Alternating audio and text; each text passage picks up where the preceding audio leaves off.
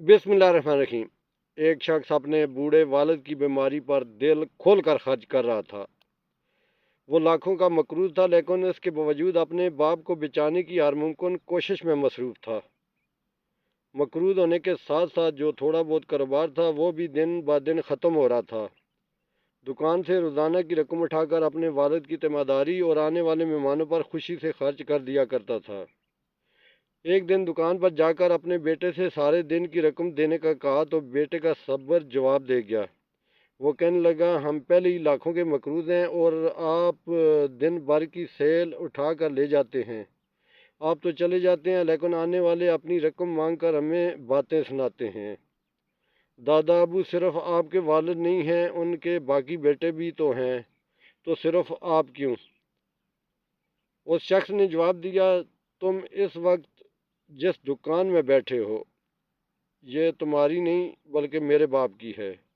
रात को जाकर सुकून से जिस घर में नींद पूरी करते हो वो भी तुम्हारे बाप का नहीं बल्कि मेरे बाप का है। ये कर तो कुछ भी नहीं है, अगर मुझे अपना सब कुछ फरोख्त करना पड़ गया तो कर दूंगा, यहाँ तक कि खुद को भी बेच दूंगा, बस इसी तरह मेरे बाप की ज़िंदगी बच जाए। और हाँ, मेरी एक बात याद रखना कि जायदादें फिर से बन जाती हैं, कर्ज भी उतर जाते हैं, तबाह हुए कारोबार फिर से बहाल और सेटल हो जाते हैं, लेकिन वलदैन चले जाएं तो वापस नहीं आते। वो शख्स ये कहकर रकम वापस रख कर चला गया। अपने किसी दोस्त से मज़ीद कर्ज लिया, अपने वालिद की बीमारी पर खर्च करने में कोई कमी नहीं की। आखिरी वक्त में उस शख्स का बूढ़ा बाप उसे ढेर सारी दुआएं देता था, कहता था कि तुम्हारे पास ना कोई तलीम है ना हुनर है, मुझे तुम्हारी बहुत फिक्र रहती है। अब्बा जी, मुझे सिर्फ आपकी दुआओं की ज़रूरत है।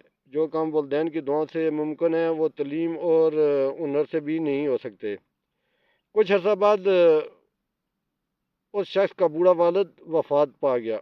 वो बहुत ज़्यादा सदमे में मुब्तला था। बड़ी मुश्किल से खुद को संभालने के बाद अपना काम फिर से शुरू किया। कभी कभी लगता था कि जितना मकरूज है जायदाद फरोख्त करने के बाद भी कर्ज नहीं उतार पाएगा, लेकिन बरकतों का नज़ूल ऐसा हुआ कि सिर्फ एक साल में वो सारा कर्जा उतार दिया। उसके बाद वही दुकान फिर से सेट कर दी, पूरी दुकान के साथ साथ गुदाम भी भर दिया। एक दिन उसी जगह बैठकर अपने उसी बेटे से पूछा, कर्ज उतर गया, दुकान भर गई, गुदाम भर गया, कोई कमी तो नहीं है?